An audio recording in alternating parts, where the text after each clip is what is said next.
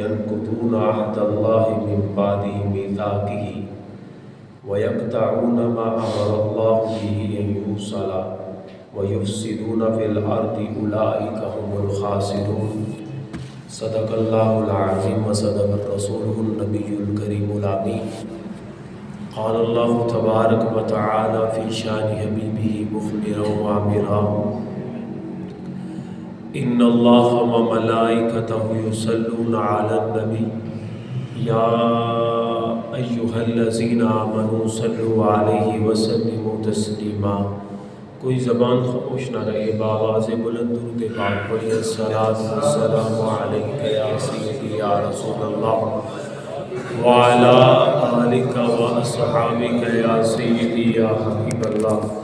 الصلاۃ والسلام علیک یا سیدی یا نبی اللہ وعلی آلک واصحابک یا سیدی یا نور اللہ. مولاي سلم وسلم دائما ابدا على حبيبك خير خلق كلهم منزه عن شريك في محاسنه فجوهر حسن فيه غير منقسم. يا أكرم الخلق ما لمن أعوذ به سواك عند حلول الحادث العمم. مولاي سلم وسلم دائما ابدا علی حبیبی کا خیر خلق کلہم. حمد و ثنا مالک کے کائنات، مالک شخصیات، رب ذوالجلال جل جلالہ کی اپنی محبتوں، عقیدتوں اور مسرتوں کا خراج بارگاہ رسالت معبود مجسم شفیع معظم سرکار دو عالم امام الانبیاء حضرت محمد مصطفیٰ صلی اللہ علیہ وسلم کے دربار قربار میں ہدیہ درود و سلام پیش کرنے کے بعد، میرے محترم سامعین حضرات اور حاضرین اکرام، ہماری گفتگو کا آج کا موضوع ہے نقصان اٹھانے والے لوگ. اللہ کے عالم سے دعا ہے کہ ہمیں قرآن پاک سمجھنے اور اسے سیکھنے اور اسے آگے سکھانے کی توفیق عطا فرمائے. اللہ رب العزت پارہ 1 سورہ بقرہ کی آیت نمبر 27 جو میں نے خطبے کے اندر تلاوت کرنے کا شرف حاصل کیا، اس سے قبل آیا مبارکہ کے اندر خالق کائنات نے قرآن پاک کے بارے میں ارشاد فرمایا کہ وَيُدِلُّ بِهِ كَثِيرٌ وَيَهْدِ بِهِ كَثِيرًا، کہ قرآن ایک ایسی ضابطہ حیات کتاب ہے کہ جس کے پڑھ کر بعض افراد گمراہ ہو جاتے ہیں اور بعض پڑھ کر ہدایت پا جاتے ہیں. یہ میں نے آیہ مبارکہ جو پڑھی ہے اس سے پہلی کی لیسن ہے کہ قرآن رحمت بھری کتاب ہے، کتاب ہدایت ہے، بلکہ نظام زیست کا شعور دیتی ہے، نظام زندگی کو سکھاتی ہے. اس کو پڑھ کے بھی بعض لوگ اللہ فرماتا ہے گمراہ ہو جاتے ہیں اور بعض پڑھ کے ہدایت پا جاتے ہیں. اب کون لوگ ہیں کہ جو کتاب رحمت سے بھی ہدایت نہ پا سکے، جو کتاب ہدایت سے بھی ہدایت نہ پا سکے، کہ جن کی زندگی کے اندر اللہ تعالیٰ نے گمراہی لکھ دی، کہ جن کا مقدر یہاں پر بھی ذلت اور رسوائی کا سبب اور قیامت میں بھی ذلت اور رسوائی کا سبب ہے. رب کائنات نے ان کی کچھ صفات بیان فرمائی ہیں جن کو موضوع کے اندر نقصان اٹھانے والے لوگ کہا گیا ہے. وہ کون سے لوگ ہیں؟ آئیے ہم قرآن سنتے ہیں اور قرآن کا لفظی ترجمہ سمجھتے ہیں اور ان لوگوں کی نشانیاں سنتے ہیں کہ جو دنیا میں بھی نقصان اٹھانے والے ہیں اور آخرت میں بھی وہ ذلت اور رسوائی کا سامنا کریں گے. اللہ فرماتا ہے الذین ینقضون عہد اللہ من بعد میثاقہ، وہ جو رب سے وعدہ پکا کرنے کے بعد، پکا ارادہ کرنے کے بعد، رب سے اپنا وعدہ پکا کرنے کے بعد اللہ فرماتا ہے عہد اللہ، وہ اللہ کے وعدوں کو ینقضون توڑ دیتے ہیں. یہ پہلا عیب ہے ان لوگوں کا، یہ پہلی نشانی ہے ان لوگوں کی جو نقصان اٹھانے والے ہیں۔ اللہ فرماتا ہے میرے سے وعدہ پکا کرتے ہیں لیکن وعدہ پکا کرنے کے بعد توڑ دیتے ہیں۔ کیا مراد ہے وعدہ پکا کرنے سے؟ علماء سے پوچھا گیا کہ وعدہ پکا کرنا اور وعدہ توڑنے سے کیا مراد ہے؟ تو یہاں پر علماء نے فرمایا کہ وعدہ جو رب سے کیا جاتا ہے اس سے مراد احکام ربی ہے، رب کے احکامات ہیں جو اللہ نے بندے پر نافذ فرمائے۔ اور وعدہ توڑنے سے کیا مراد ہے؟ تو یہاں پر علماء نے فرمائے ینقضون عہد اللہ سے مراد یعنی اللہ کے وعدے کو توڑ دیتے ہیں، ان احکامات ربی کو وہ بجا نہیں لاتے، نافرمانی کرتے ہیں، وہ ان کو احسن انداز سے پورا نہیں کر پاتے۔ فرمایا وہ رب کے وعدے توڑتے ہیں، مطلب نماز پڑھنے کا حکم ہے نماز نہیں پڑھتے، زکوٰۃ دینے کا حکم ہے دل میں قدورت آ جاتی ہے مال کی محبت کی وجہ سے، روزے رکھنے کا حکم ہے مال کمانے کی ہرس نے روزے توڑنے پر مجبور کر دیا ہے۔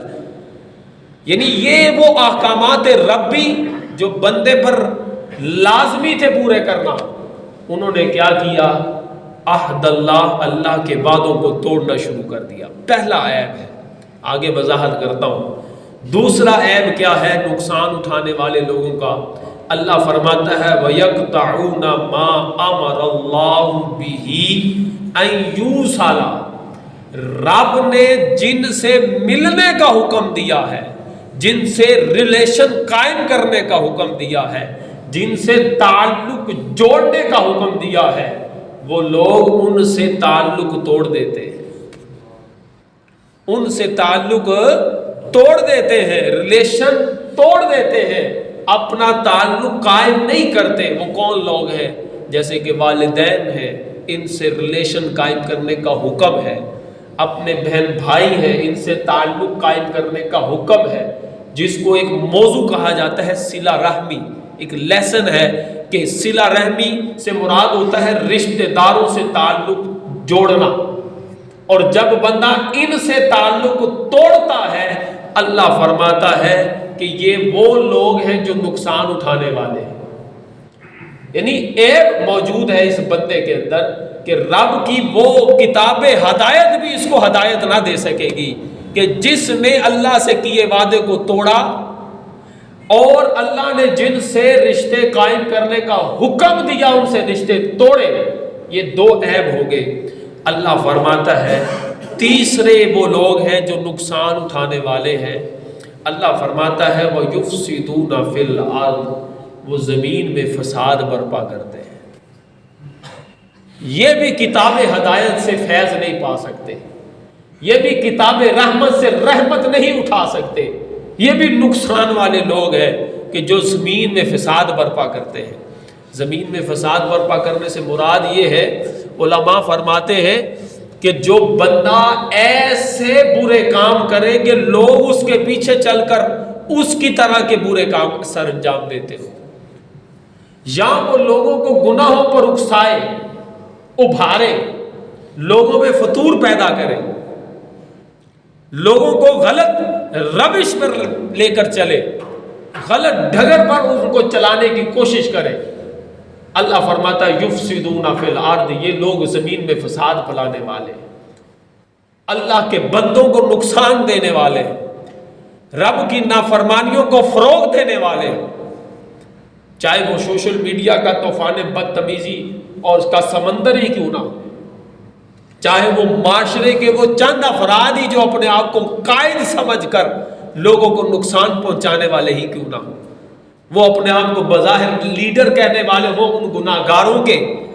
ان سیاکاروں کے جو زمین میں فساد برپا کرتے ہیں، اللہ فرماتا ہے یہ نقصان اٹھانے والے لوگ ہیں۔ آیا مبارکہ کا آخر یہ ہے اولئک هم الخاسرون، یہی وہ لوگ ہیں جو نقصان اٹھانے والے ہیں۔ یہ تین عیب جن کے اندر ہیں یہ کتاب ہدایت سے ہدایت نہیں پا سکتے، کتاب الرحمہ سے رحمت نہیں اٹھا سکتے۔ کون؟ فرمایا جو قطع تعلقی کرنے والے ہیں، رب کے کیے وعدے کو توڑنے والے ہیں، زمین میں فساد برپا کرنے والے ہیں، اللہ فرماتا ہے اولئک هم الخاسرون، یہ وہ لوگ ہیں جو خسارہ اٹھانے والے ہیں، جو نقصان اٹھانے والے ہیں۔ اب نقصان اٹھانے کا کیا مطلب ہے، خاسر کا کیا مطلب ہے؟ جو لوگ نقصان اٹھائیں گے کیا ہمارا شمار ان میں ہوتا ہے؟ کیا نقصان اٹھانے والوں کی اس لسٹ میں ہم آتے ہیں؟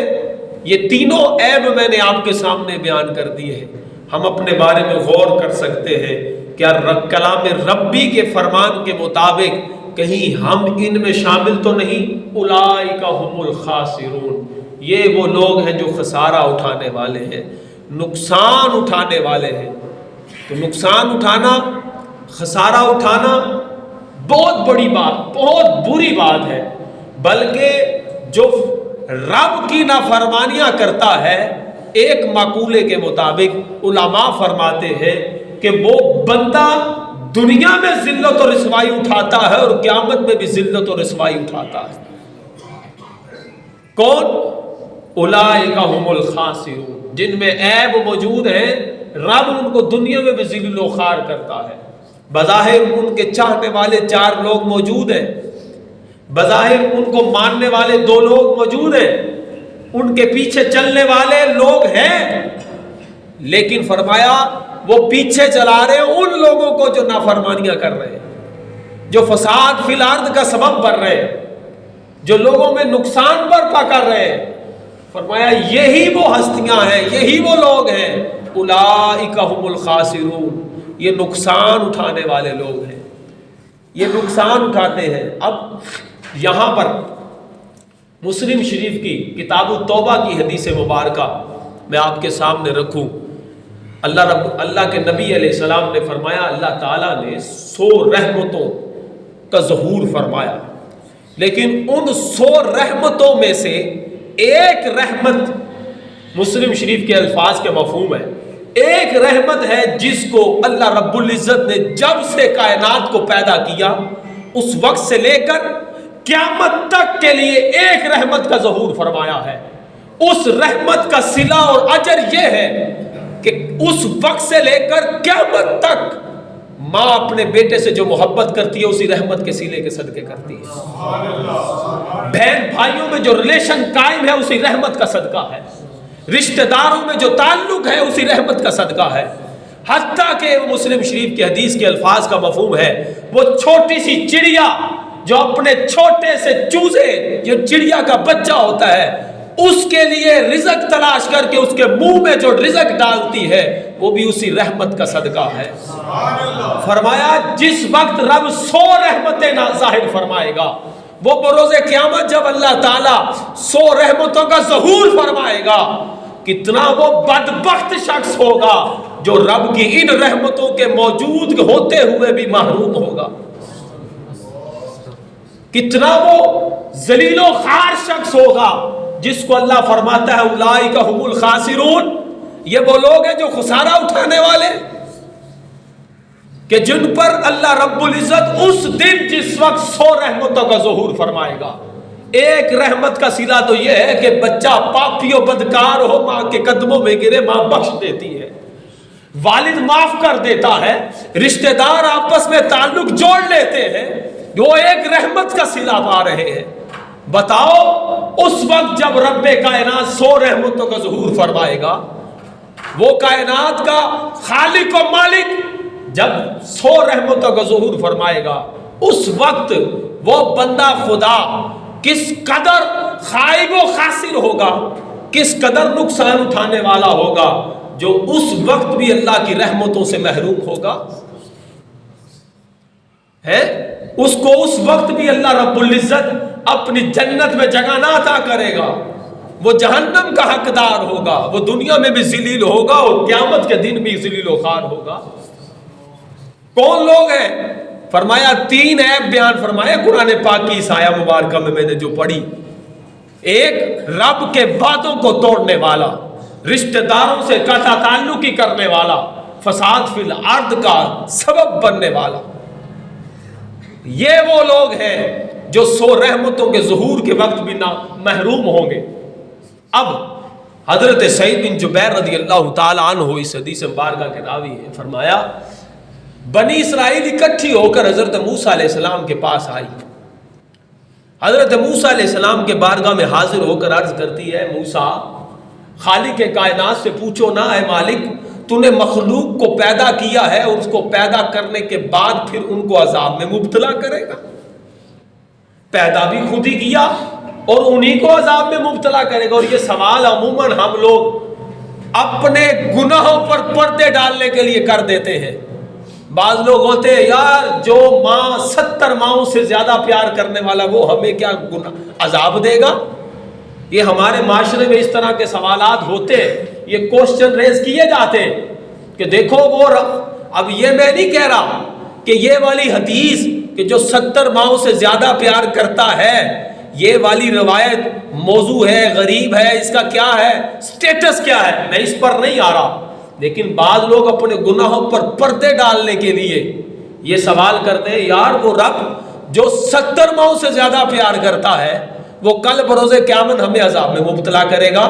تو یہی قوم بنی اسرائیل نے بھی حضرت موسیٰ علیہ السلام سے سوال کیا، اے موسیٰ اللہ سے پوچھو مالک تو نے مخلوق کو پیدا کیا، ساری کائنات کو تخلیق کیا، ان کو پیدا کرنے کے بعد تو عذاب میں مبتلا کرے گا.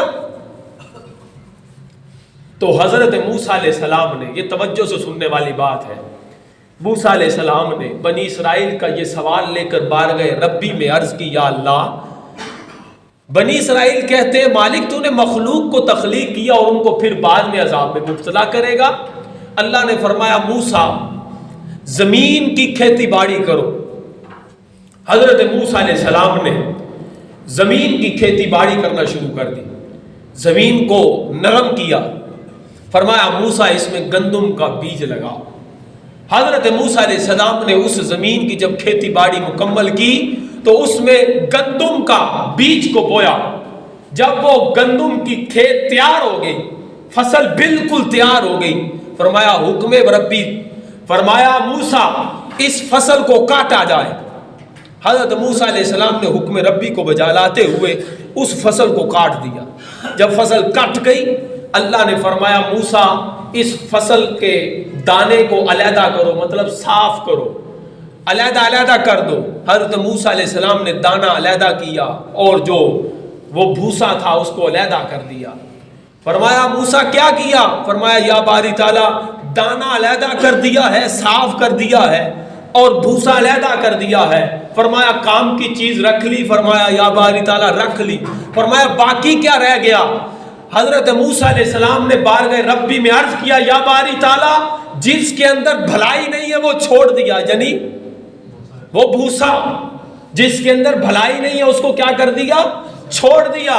فرمایا موسیٰ اسی طرح ہم اپنی مخلوق کو صاف کریں گے، جن لوگوں میں بھلائی نہیں ہوگی ان کو عذاب میں مبتلا کر دیں گے. یہ اللہ رب العزت نے ان بنی اسرائیل کے سوال میں جواب ارشاد فرمایا. بعض لوگ کہتے ہیں ہم تو اللہ کی مخلوق ہے، باری تعالیٰ 70 ماؤں سے زیادہ پیار کرتا ہے.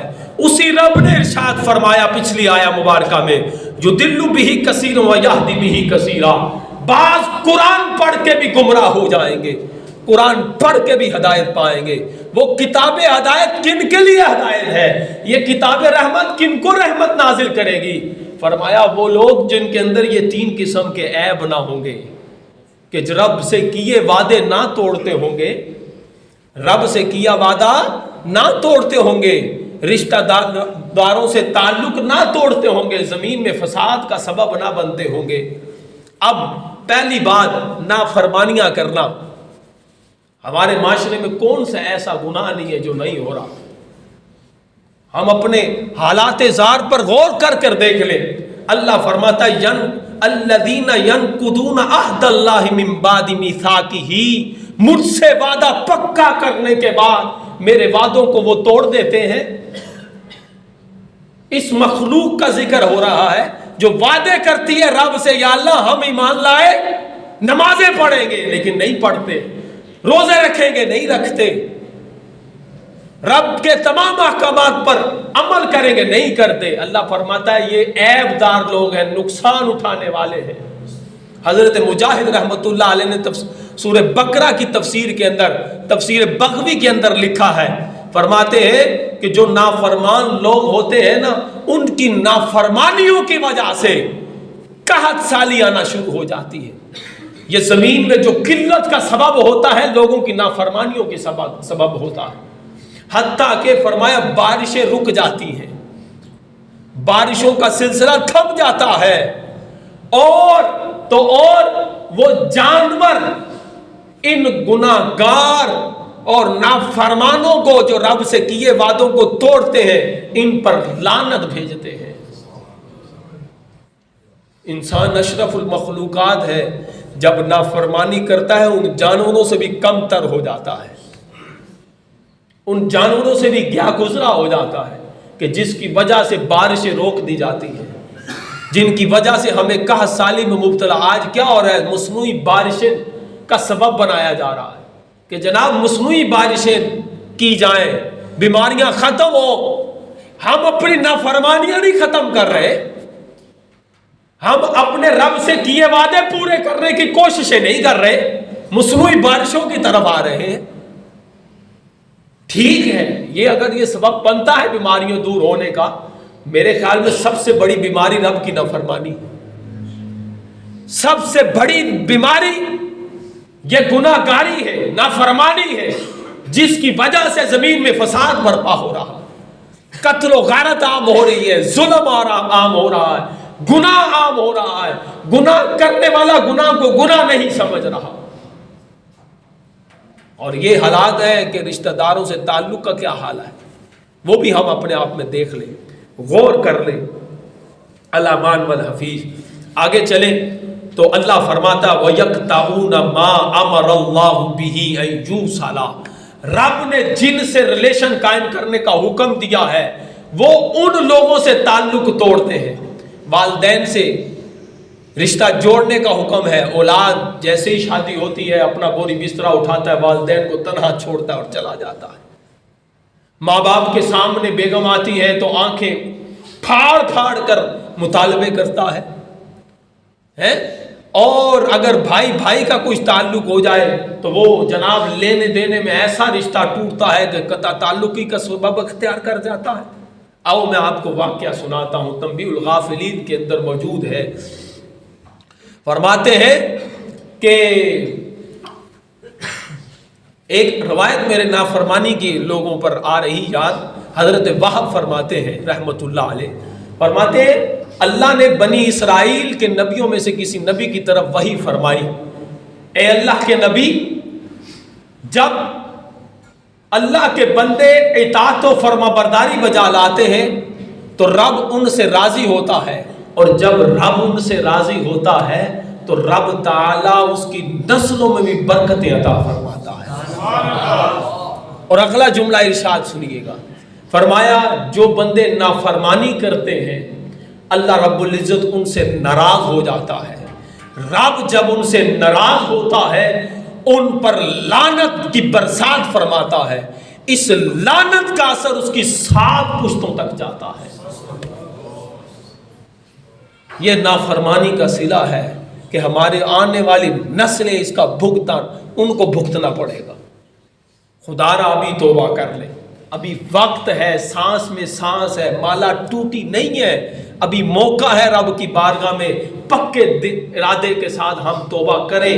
انشاءاللہ یہ سلسلہ جو ہماری جغرافیائی طور پر چینجنگ آ رہی ہے وہ پھر بحال ہو جائے گا اگر ہم کوشش کریں۔ اب میں قطع تعلقی والا عیب فرمایا، نقصان اٹھانے والے وہ لوگ ہیں کہ جن سے رب نے حکم فرمایا ان سے ریلیشن قائم کرو اور یہ ان سے تعلق توڑتے ہیں۔ ایک بندہ تھا خراسان موجودہ ایران کے علاقے سے، مکہ پاک میں جا کر اس نے بسیرا کر لیا، بڑا نیکوکار تھا، عبادت میں مشغول رہتا تھا۔ اب نیکوکار بھی اگر یہی کام کریں گے، گناہگار تو پھر گناہگار ہے۔ فرمایا وہ بڑا نیکوکار تھا، لوگ اس کے پاس اپنی امانتیں آ کر رکھواتے تھے۔ بتاؤ نا، ایمان سے جس کے پاس لوگوں کو اپنی ایمانتوں کی حفاظت لگتی ہو، یہاں پر محفوظ ہے، وہ نیک نہیں ہوگا؟ عموماً لوگ اپنے بھائی کو، اپنے سکے بھائی کو پیسے نہیں دیتے کہ کہیں یہی نہ ہڑپ کر جائے۔ اس کو پتا ہوتا ہے کہ اس کا زندگی اس نے کیسی بسر کی ہے۔ اب یہ بندہ جو خراسان موجودہ ایران کا رہنے والا تھا، یہ جناب بڑا نیکوکار مکہ میں رہتا، لوگ اس کے پاس اپنی امانتیں آ کر رکھواتے۔ ایک بندہ 1000 اشرفیاں لے کر، وہ سونے کے سکے لے کر اس کے پاس آیا، امانت رکھوائی اور رکھوانے کے پاس چلا گیا، اور کسی سفر پر جانا تھا، جانے کے بعد واپس پلٹا تو وہ شخص کا انتقال ہو چکا تھا۔ اب وہ بندہ مر گیا، مرنے کے بعد اس نے اس کے رشتہ داروں سے مطالبہ کیا کہ میں نے آپ کے گھر والے فلان ایک بندے کو 1000 اشرفیاں دی تھی، مجھے وہ دے دو۔ انہوں نے کہا ہمیں اس کا علم نہیں ہے۔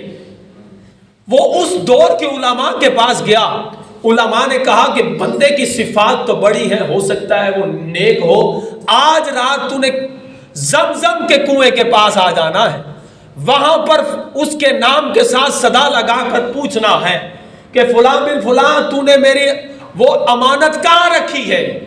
وہ بندہ 3 دن لگاتار اس کنویں زمزم کے کنویں پر آتا رہا، مکہ مکرمہ میں حاضر ہو کر مکہ کے کنویں میں صدائیں لگاتا رہا۔ نیکوں کی روحیں مکہ وہ زمزم کے چاہے زمزم پر اکٹھی ہوتی ہیں، وہ صدائیں لگاتا رہا، اے فلاں بھی فلاں میری امانت کہاں ہے، لیکن اندر سے کوئی رپلائی نہ آیا۔ واپس پلٹا، جا کر علماء سے پوچھا، علماء سے کہا کہ مجھے کوئی جواب نہ آیا، تو علماء کہنے لگے انا للہ و انا الیہ راجعون، لگتا ہے یہ شخص گناہگار تھا، نافرمان تھا، بظاہر نیکوکار تھا، لیکن اس کو جہنم کے عذاب کا لگتا ہے مجدہ سنا دیا گیا ہے۔ یہ مجدے کا مطلب ہوتا ہے خوشی، مطلب گناہگاروں کو رب عذاب بھی دے گا اور کہے گا چکھو عذاب، چکھو اور نافرمانیاں کرو۔